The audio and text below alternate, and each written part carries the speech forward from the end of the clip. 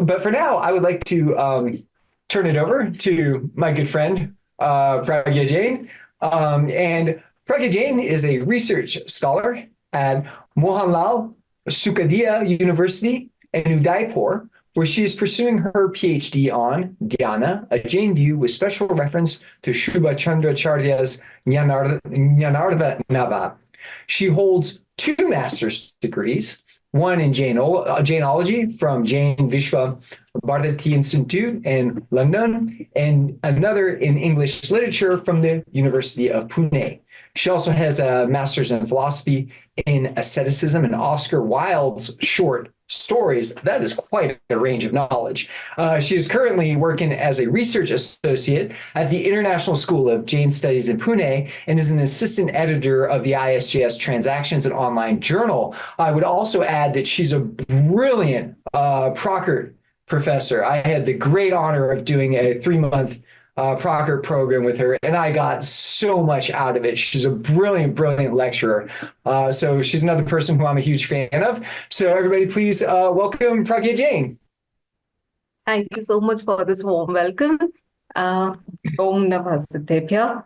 And this is past midnight here in India, so happy Mahavir Jayanti to all of you. On that note, I'll just share my screen. Okay, so my title is Can AI Meditate? And I would like to explore it into the theory and practice of Jainism's Dharma Dhyana through Nishchay and Vyavhar Nyas. The first thing that we think about AI or artificial intelligence, the first thing that comes to our mind is ChatGPT-4. And what it can do, it is just a chat box. We just talk to it. But look at this image. It has a lot of balloons, and you can see small strings to it. And if you ask it what would happen if the strings were cut, the balloons would fly away, is its answer. And it's not very intelligent if you think. But if you ask it, explain the plot of Cinderella in a sentence where each word has to begin with the next letter in the alphabet from A to Z without repeating any letters, then it would give the output which a human mind will not be able to answer in maybe a lot of time. So it is expanding, but look at this image. Our user-friendly AI, ChatGPT, Lunch Break AI, all these are getting outdated every day, or rather they are getting upgraded day by day. We all know we are very much familiar with Siri, Alexa, driverless cars. But have you seen this lady, Iris?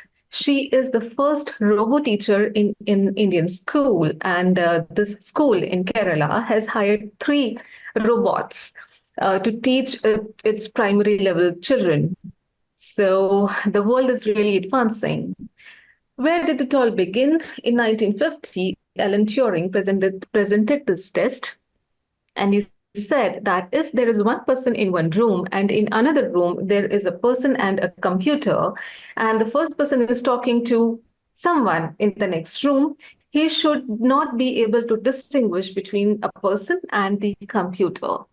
And surprisingly, Google's language model for dialogue applications and OpenAI's ChatGPT-4 have passed this test.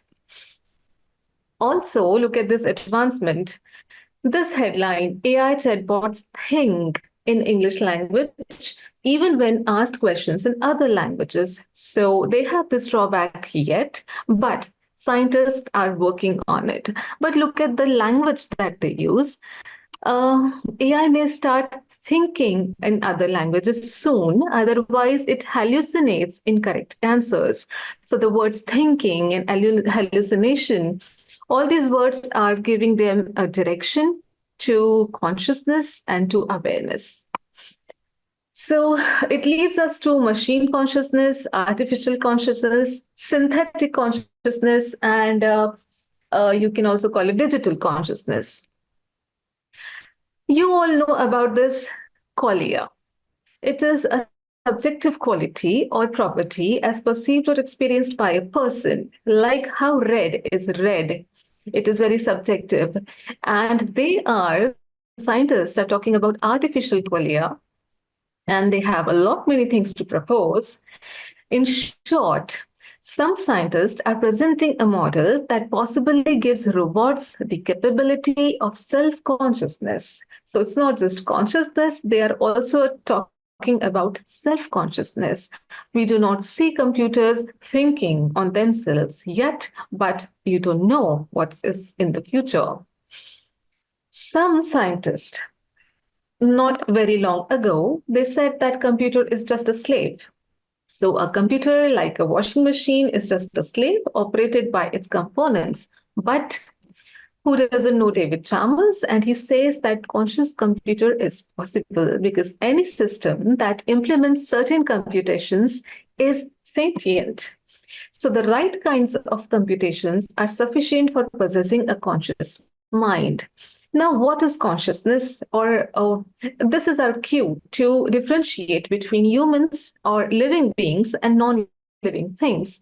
Being the students of philosophy and being the student of Jainism, we understand that there are two different things, two different substances. There is one thing called matter, there is one thing called living being, and these two are different. They have different attributes, characteristics. Those cannot be mingled, right? So, what is consciousness and what is meditation? According to the Dvarta Sutra and according to the Tvanushasana, meditation is not just okay. Consciousness may be being aware of something or knowing something, but meditation is not just knowing; it is knowing something continuously. So, the definition that we have by the Dvarta Sutra is ekagra chinta nirodho dhyanam, where ek means one, agra means object, chinta means thought, and nirodh means to stop. So when we stop our thoughts on one object for a long time, for how long? Maybe for an intra-hour, that is antar muhurta, if we stop ourselves, then it is meditation. Now, we can have any kind of thoughts. That object can be anything. It can be something that we like, something that we dislike, something that is coming to our minds consistently that we cannot get rid of, or something that we can get rid of, something that we get with efforts. So that object can be anything. But if you have your thoughts stop on something for a long time, that is meditation. Now, in Jainism, we just already discussed that there are four kinds of meditation, Artha, Raudra, Dharma, and Shukla. So if you are feeling very, very sad, low, you are having a mournful meditation, or you are actually having Artha Dhyana, or when you are ecstatic, you're feeling very happy, that is Raudra Dhyana. So we do not realize that when we are happy or when we are sad that we are doing any dhyana, but it is according to Jainism. And when you are feeling very pious, you are doing analytic or pious meditation, Dharma Dhyan, and feeling pure is Shukla Dhyan. Interestingly, the first two cause transmigration and the last two allow liberation. Now, to have meditation, we need to have four elements in place. It's the meditator, the object, the process, and the result. So in Hindi, they are dhyata, dhya, dhyan, and dhyan ka phal. For pious meditation, the meditator should have self-restraint. The object should be the reality.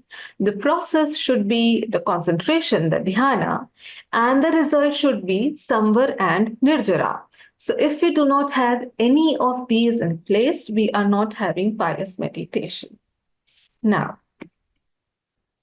these four elements are also kept in the 8 limbs of meditation by the Tvanushasana.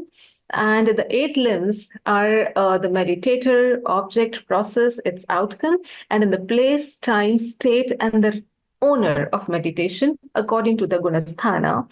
These 8 are actually the limbs called by limbs of meditation called by Muni Ram Singh in Tattva-shāstra. I don't find them anywhere else, but it is there in one text at least. Now, there are 2 kinds of pious meditation according to the same text, and the first one is principal, the second is secondary, obviously. The first one is mukhya, or we call it nishchaya, which is only possible for those who are situated in the 7th gunasthana.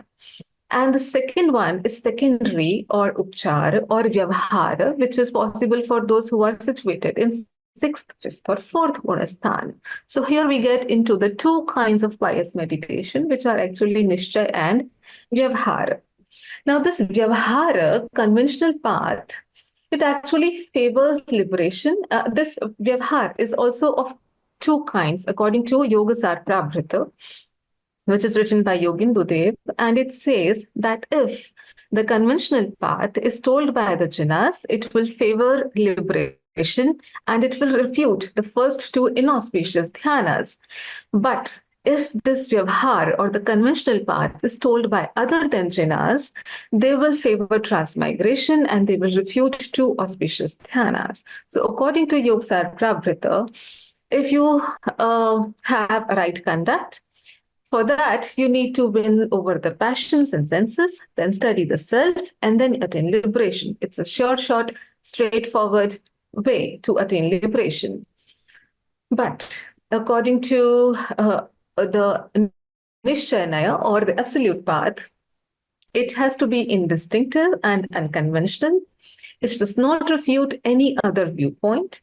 It relies on the self, and it supports obviously 2 auspicious dhyanas. And according to it, right conduct is straightforward, study the self. That's all. So, why there are 2 different kinds of viewpoints? What is the necessity? So the same text says that like a wise doctor diagnoses the patient and treats him accordingly, the acharyas explain the concepts according to the requirements of the practitioners. Very simple thing, that whichever kind of diagnosis, that whichever kind of meditation you need to indulge in, your teacher, your guru will tell you that you need to do this kind of meditation.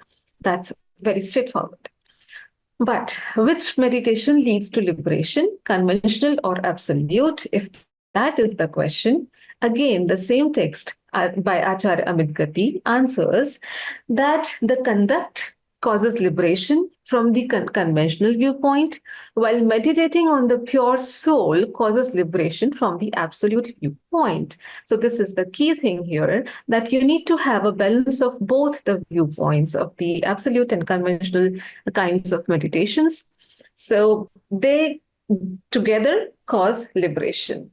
So the $1 million concept here is they both go together. There is no chance of attaining liberation by only any one of the viewpoints.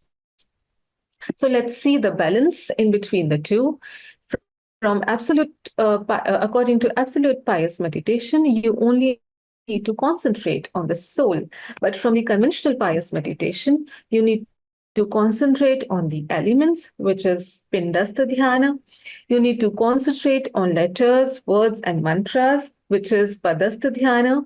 You need to concentrate on the Arihantas, which is rupastha dhyana. And you need to concentrate on the siddhas, which is rupatita dhyana. So these are all there in the text, which I am actually working with, which is Jnana-arnava. Now, which out of these is vital? So concentration on the soul is more important according to Jnana-arnava, because it says that if you think that the soul is in the body, these 2 words are important, the soul and the body. So if you think that the soul is in the body, this thought takes you back to brood over the body. But if you think that the soul is immaterial and knowledge-bodied, then it makes you find the difference between the 2 and causes liberation. So Jnana-arnava has this interesting verse. when it talks about Shuddhopayoga. So the corpus of Jnana actually has the balance because it talks about Samyak Darshana, contemplations, equanimity, and Shuddhopayoga from the absolute viewpoint. And from the conventional viewpoint, it talks about major vows, control of mind, practice of meditation, and Sansthana, metaphysical forms that we just saw. Interestingly, pranayama, Acharya Shubh Chandra in Jnana gives a whole chapter of more than 100 verses on pranayam, and then he says, then pranayam causes pain, which is the source of artha dhyana and can vitiate a yogi. And on Shuddhopayoga, he says that mind without thought is real and not the mind afflicted with thoughts. Therefore, to attain the reality, the mind must be freed of thoughts. So he is talking about conventional meditation most of the times that we think that Jnana is about Vyavhara Dharma Dhyana, but actually he is emphasizing on Nishchaya Dharma Dhyana as well in many of its verses. Yoga-dṛṣṭi-samuccaya by Haribhadra also supports this or presents and says that in truth, one does not approach great uplift within this realm of gross matter. How can genuine form be grasped when the eye is clouded? So your eyes, your vision should not be clouded of thoughts or of any wrong belief. Otherwise, you will not be able to attain the real meditation. Now, what happens in guided meditation camps? Look at this image. We have many meditation camps here in India, and a very popular one in our circle has this image, has many images, one of which is here. You can see that there is a lotus, a yellow-colored lotus, bright one. It has a letter written in between, and it has the same letter written in all of its leaves. So it will ask you to, the meditation camps will show you pictures and then will ask you to keep the image in mind. And then they will tell you mantras, and then they'll ask you to repeat them for chanting. More pictures, more letters, more imagination. You can see yourself situated on a big, bright lotus, or you can see there is fire burning inside, and then all your karmas are burning in that fire. Or you can imagine that there is wind and it is blowing away all your karmas. So these are there in Jnana. These all are there, but these all are images which come towards the very end of the text. And this brings me to think that thinking or looking at the images is not just what we are supposed to do as humans, because we have consciousness and we can meditate. Because Julia Pearl, she tries to find out how machines learn. So she came up with this ladder of causation, and she says that deep learning, machine learning, or artificial neural networks are at the lowest rung, since they learn by associations and statistical correlations like most animals and babies. So you look at the ladder, and at the bottom of the ladder is a robot and an animal which can learn and understand and associate images with thoughts and ideas only by looking at it. But if we also look at images and stop there, then we are still at this rung, but we need to go upwards. For that, we need to understand, and we need to have that nishchay dhyan or absolute dhyan, so that we can relate to it with our soul or the self. Prakaji, about 2 minutes over. If you could find a stopping point soon, but go ahead. So guided meditation has all these things. We will just debunk it directly. guided meditation plays soothing music, but actually sounds are pudgala. It makes you think of something that makes you happy, but things are pudgala. It asks you to take deep breaths, but pranayam is not apt on the path of liberation. It asks you to feel all parts of the body, but body is pudgala. And it allows your mind to wander off, but a wandering mind does not let you pay attention on the soul. So, John, as Mr. Bishop says, that no matter how sophisticated the computation is, there remains an unbridgeable gap between the engineered problem-solving ability of the machine and the general problem-solving ability of man, which is the humanity gap, and that is why AI cannot meditate. I would request you to read this paragraph with me. This is from the book The Lotus and the Robot, where Arthur Koestler says that although the practice of zazen, sitting motionless on the wooden platform of the meditation hall, plays a dominant part in monastic routine, Zen and meditation somehow do not seem to fit together. It is the practice of a mystic technique without mystic content. If there is no God, no moral law, no doctrine, no teaching, what is there left to meditate about? Except repeating a rose is a rose is a rose as a means of self-hypnosis, again proving my point. So here I come to the end of my presentation. So if we have a solution, the most apt adaptation of the perspectives is to know your purpose and implement the correct meaning of the word in the said context. Otherwise, meanings will not get determined from either of the context. So if you're meditating for liberation, keep your absolute and conventional pious meditation in check, as both must aim to diminish and destroy passions. Thank you so much.